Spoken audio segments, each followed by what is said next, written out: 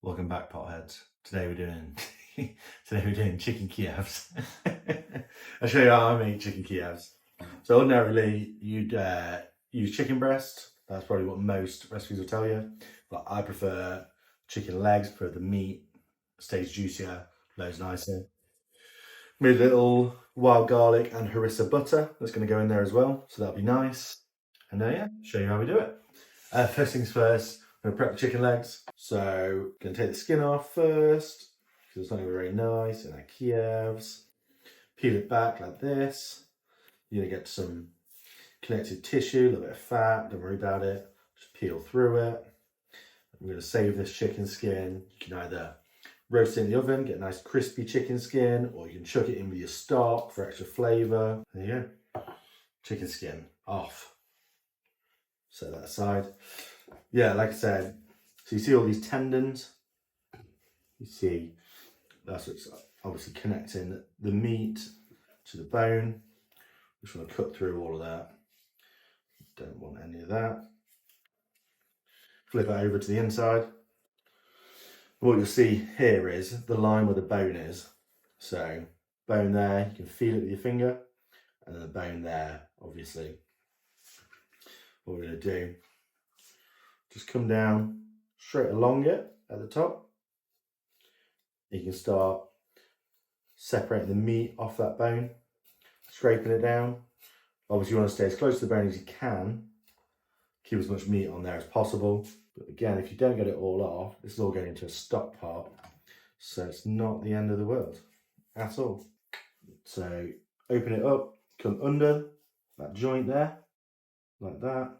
Give it a little scrape, scrapey, till you get to the next bit of joint. Just working around that joint with your knife, just to get it out of there.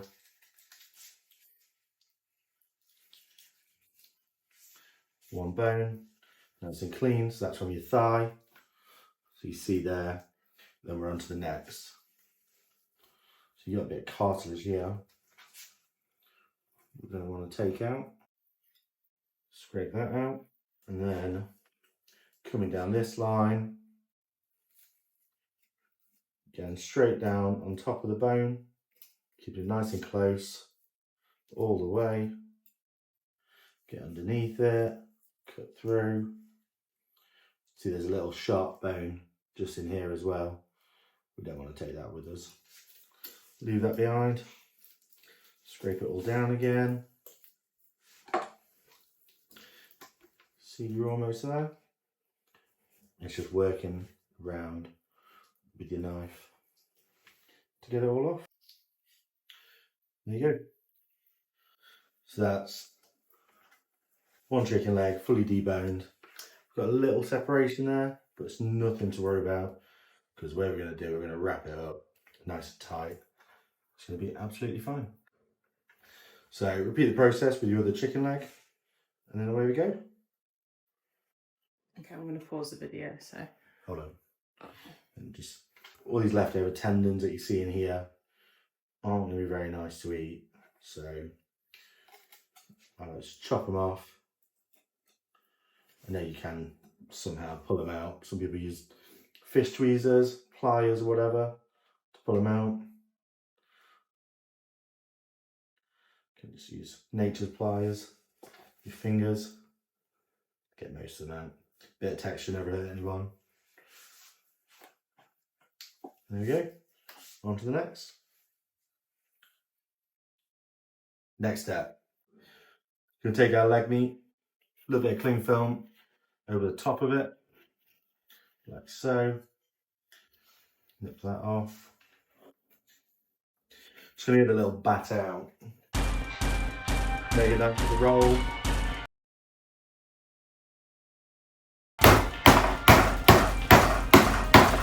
There we go, just like that. Next, got our butter. So you got to think, for stuffing it, you want it to be in there, nice and neat. Don't be shy with your butter portion. Remember, it doesn't need to look too pretty. It is going to get breaded afterwards, so we're not too worried about that at the moment. Something along those lines. Set that aside, do your other one. Then you can wrap them all up afterwards. Let's go and cling film. Get that in there. We'll make this nice and tight. Like so. So, best way of getting this nice and tight now. If you pinch the ends, just like that, then you can roll it back. If it's not rolling on your surface, like this, turn your cling film, roll it along, use that friction there.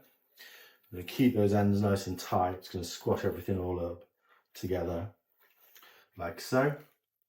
See that? It's nice. That's what we want. And we're going to let that set up in the freezer. We're going to freeze it. We're going to set up enough that it stays nice and stiff. So when we bread it, pane it, it's not going to go anywhere. It's not going to fall apart. Just like that. You can tie the ends if you want to. There you go. Ready for the freezer. Next step on our Kyiv journey. Just going to give these half an hour in the freezer. Let them set up a little bit. Just they're not going to unravel and fall apart when we're breadcrumbing them. Next step, we're going to pane these. Pull them out of the freezer. Set up a bit. So, got some eggs. Whole eggs. Give these a little whiskey. So let's give my eggs a little season as well.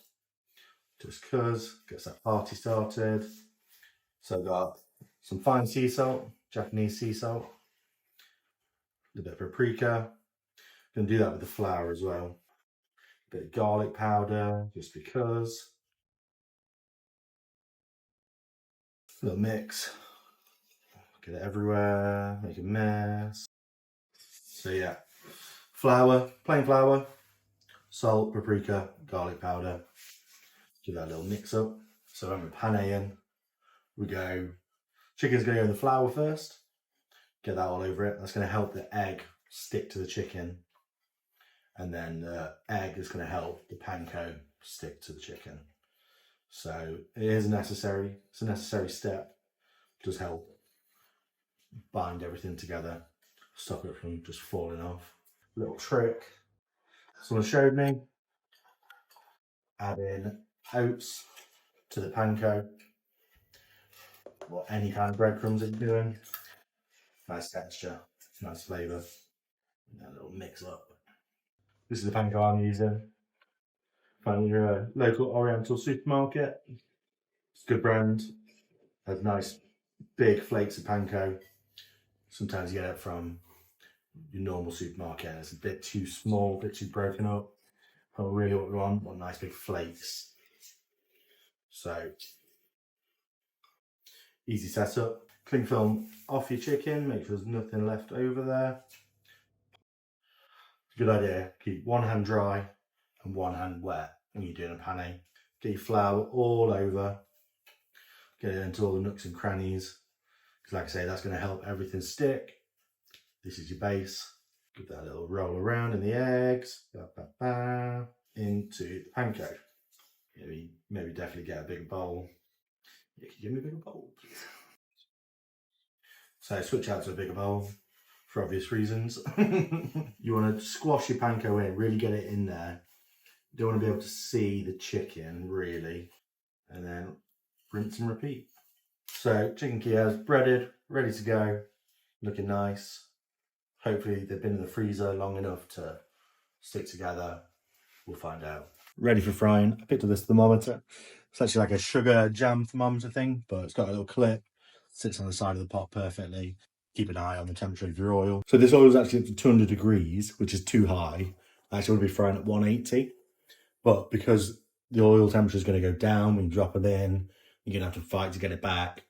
It's just sort of accounting for that. I'll turn the heat off currently, but as they go in, I'll turn it back up. Keep an eye on what the temperature's doing. Make sure we're not dropping too much.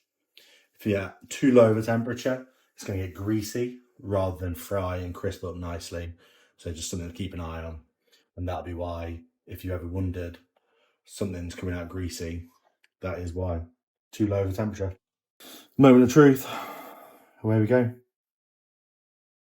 So the thing with these is, because we've had to roll them, wrap them, and bin the thigh meat, and want to make sure they stick together, You don't want to move it around too much. You don't want to agitate it too much before that protein sets and cooks together. Fingers crossed, hopefully. So you see, temperature-wise, I'm already dropping down to 175. So, yeah. That's why I crank it up at the start and it'll equalise, find itself. Just like I say, keep an eye on that. These are quite thick as well. So we might have to finish these in the oven, no problem. Rather that than being in the oil too long, wrong temperature, blah, blah, blah. But all going to be set up ready, temperature probe, ready to go, double check the inside. A little tray for it all to come out on. Right, so it's had time to sort of set its shape.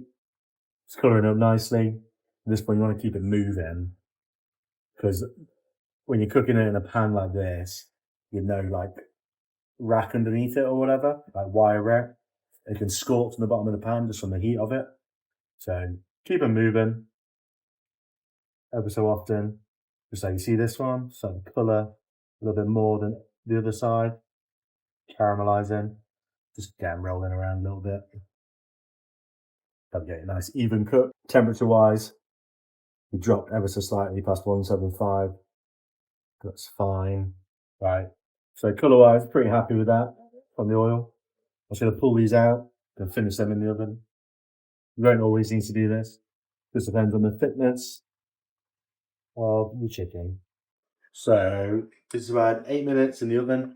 So a little check, see where they're at. Lost some butter, as you can see. That's not a problem because we can always add a little bit more on top. So we're at 54.5, 55. Yeah, we're not a million miles away. A few more minutes and we'll be good to go. We'll give them another 3. So 11 minutes total. Chicken Kiev. Curly fries. Whack a fucking lodge of butter on it. Little cucumber and rocket salad. Some pickles from last year. Pickled chili. Just for good measure. And there we have it. Chicken Kiev.